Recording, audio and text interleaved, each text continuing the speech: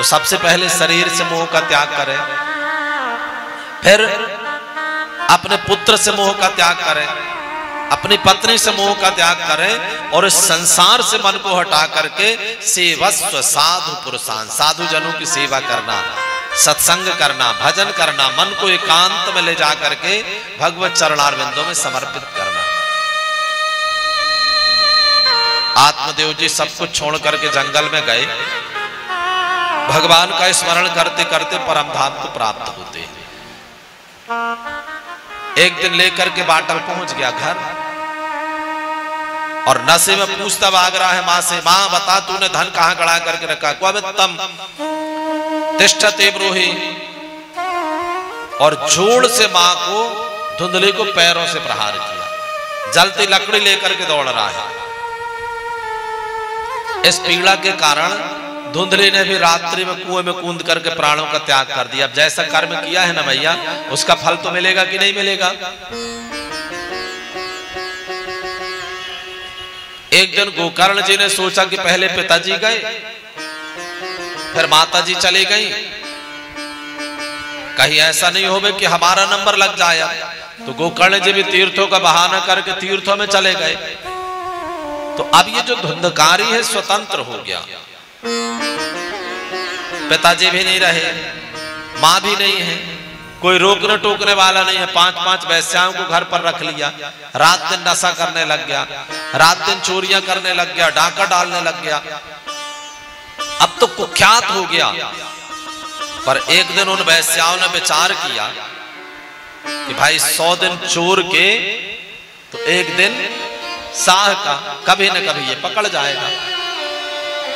अब वो आपस में चर्चाएं कर रही है वैश्याएं कि देखो बहन, किसी दिन ये पकड़ गया तो भाई चोर के साथ साथ उसको भी सजा होती है, उसके ऊपर भी उतनी धाराएं लगती हैं जो चोरी का धन रखता है।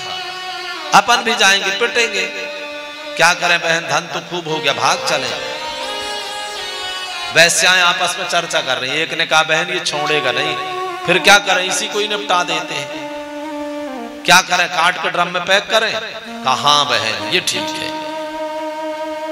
तो उन वैश्याओं ने पहले खूब नशा कराया, भोजन कराया, और फिर रात में जैसे वो सो गया तो चारों ने पकड़ा हाथ पैर, एक ने लगाई गले में रस्सी तो पूरी जीभ निकल आई बाहर।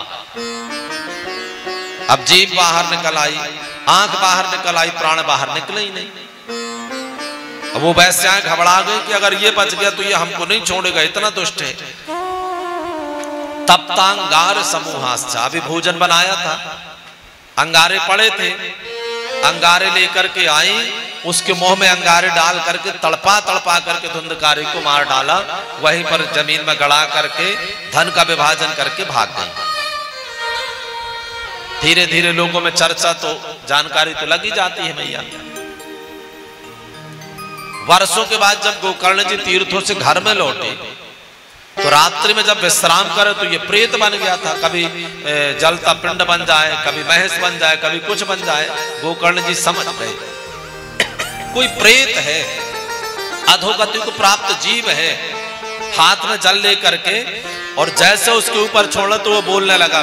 गोकर्ण जी ने कहा कौन हो भाई, क्यों डरवा रहे हमें रात में? उस प्रेत ने कहना प्रारंभ किया, भैया अहम भ्राता त्वदेयोस्मि धुंधकारेति नामतः स्वकीये नैव दोषेण ब्रह्मत्वं नासितं मया। हाथ जोड़ करके निवेदन किया कि भाई मैं धुंधकारी हूं, अपने कर्मों के कारण प्रेत बन गया हूं। तो गोकर्ण जी ने आश्चर्य प्रकट किया, भाई तुम प्रेत बन गए? तो धुंधकारी ने कहा पाप करेंगे तो प्रेत तो बनेंगे। तो गोकर्ण जी ने कहा आश्चर्य इस बात का नहीं है, आश्चर्य यह है कि जब मुझे जानकारी लगी तो मैंने तुम्हारे निमित्त सारे तीर्थों में पिंडदान किया, गया जी में पिंडदान किया। और शास्त्रों में विधान है कि जिसके निमित्त गया जी में समीपत्र प्रमाणेन पिंडम दद्यात् गयासरे उद्धरेत सप्त गोत्राणि कुलमेकम उत्तरम से च। समीपत्र जानते हैं, समीपत्र के बराबर किसी के निमित्त अगर गया जी में पिंडदान कर दिया जाए तो उद्धरेत सप्त गोत्राणी, उसके 7 गोत्र तक के लोगों की मुक्ति हो जाती है। और धुंधकारी इसके बाद भी तुम्हारी मुक्ति नहीं हुई। तो धुंधकारी ने कहा भैया पाप इतने किए हैं हमने कि गया श्राद्ध सते नापी मुक्तिर में न भविष्यति। अगर आपने हमारे निमित्त गया जी में 100 पिंडदान भी कर दिए तब भी हमारी मुक्ति होने वाली नहीं है। तो कहा भाई फिर बताओ कैसे होगी मुक्ति। धुंधकारी ने कहा भाई ये तो नहीं जानते कि मुक्ति कैसे होगी, पर इस प्रेत योनि में कष्ट बहुत है। देखो ना सब जगह पानी भरा है, पानी नहीं पी सकते हैं, कभी गर्मी कभी ठंड कभी बरसात, सब जगह सुंदर सुंदर फल लगे हैं पर फल नहीं खा सकते। बड़ा कष्ट है भाई। और आपके जैसे ज्ञानी जिसका भाई हो गए और उसका भाई प्रेत बन करके पड़ा रहे, गोकर्ण जी ने कहा हाँ चलो ठीक है तुम विश्राम करो, हम चिंतन करके फिर बतलाते हैं। दूसरे दिन थोड़े बड़े जनों से, वृद्ध जनों से, ज्ञानियों से पूछा गोकर्ण जी ने। सबने कहा कि गोकर्ण भैया अब इस विषय में हम तो नहीं जानते हैं, आप सूर्य नारायण भगवान से क्यों नहीं पूछ लेते हैं। तो सूर्य नारायण भगवान को मंत्र से रोक करके निवेदन किया तो सूर्य नारायण भगवान ने भागवत की सलाह दिया, श्रीमद् भागवतान मुक्ति। तो गोकर्ण जी ने तैयारी किया भैया भागवत जी की। सभी लोग दूर दूर से आए कि प्रेत की मुक्ति के लिए भागवत हो रही है। सारी तैयारियां होने के बाद जब व्यास आसन पर गोकर्ण जी बैठे तब धुंधकारी से कहा कि भाई आओ, आपके निमित्त हम भागवत जी की कथा कर रहे हैं। तो प्रेत वायु रूप में होता, हवा के रूप में, कभी यहां से हवा चले तो यहां उड़ के चला जाए, कभी यहां से हवा चले तो यहां उड़ करके चला जाए। धुंधकारी ने विचार किया कि ऐसे में तो कथा नहीं सुन पाएंगे, क्या किया जाए।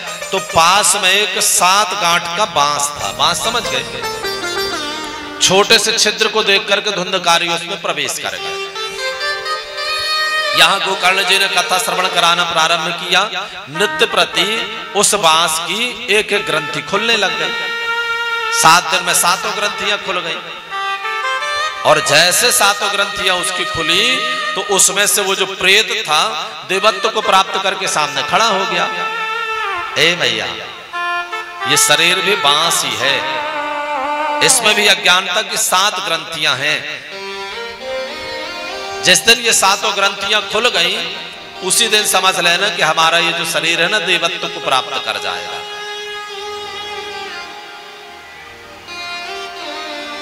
सूत जी महाराज कहते हैं कि सोनक जी उसने देवत्व को प्राप्त किया। भागवत की महिमा का वर्णन करने लग गया वो प्रेत। धन्या भागवती वार्ता प्रेत पीड़ा विनाशिनी। अच्छा वहां प्रमाण के लिए इतने लोगों ने, सबने देखा कि भाई बतलाओ ये प्रेत बन गया था, मुक्त हो गया। उसी समय आकाश से विमान आया। पार्षदों ने धुंधकारी को विमान में बैठाया, लेकर के जाने लगे। तो गोकर्ण जी ने प्रश्न किया कि महाराज आप एक बात बताइए, हमारे भाई को कहां लेकर के जा रहे हैं। तो भगवान के पार्षदों ने कहा कि आपके भाई साहब ने भागवत जी की कथा श्रवण किया है ना, इसलिए इन्हें मोक्ष की प्राप्ति हो गई है, इनको लेने के लिए आया है। तो गोकर्ण जी ने कहा कि भागवत तो हमने भी सुना है, इतने लोगों ने सुना है, अगर भागवत सुनने से विमान आता है तो सबके लिए आना चाहिए, ये पक्षपात क्यों। आने ताने विमान आने न तेसाम योग पद को, अगर विमान भागवत सुनने से आता है तो सबको आना चाहिए। तो भगवान के पार्षद कहते हैं गोकर्ण भैया असल पे कथा सुनने में भेद होता है, कथा सुनने में भेद होता है। जैसे बारिशों को कोई लोटा रख दे, कोई गिलास रख दे, कोई बाल्टी रख दे, कोई ड्रम रख दे, जिसने जो रखा है उसका पानी भर जाएगा। अब गिलास वाला कहने लग जाए कि बताओ भगवान ने हमको तो एक ही गिलास पानी दिया है जी, सामने वाले को तो भगवान ने ड्रम भर के पानी दे दिया, ये तो भगवान ने बड़ा पक्षपात किया है। तो बतलाइए गलती किसकी है? हमारा ही पात्र छोटा था। तो भगवान के पार्षद कहते हैं इसी प्रकार कथा सबने सुना तो है पर मनन किसी ने नहीं किया, सावधान होकर के किसी ने नहीं सुना, चिंतन किसी ने नहीं किया। और ये धुंधकारी रात दिन वही करता रहा। गोकर्ण जी से कहा कि गोकर्ण भैया आप सब भी मिलकर के दोबारा कथा करें, सावधान होकर के श्रवण करें, आप सबको भगवान लेने के लिए आएंगे। तो धुंधकारी को लेकर के गए। दोबारा श्रावण मास में गोकर्ण जी ने फिर भागवत जी की कथा किया। 2 बार ऐसा हुआ भैया जब भगवान सब लोगों को अपने धाम में लेकर के गए। जब राम अवतार में भगवान आए थे तो सारे अयोध्यावासी जो भगवान के साथ जाना चाहते थे सबको लेकर के गए। और दूसरा जब गोकर्ण जी ने भागवत किया उस समय पर भगवान आए, उतने विमान आए और जो जो जाना चाहते थे सब भगवान के साथ गए।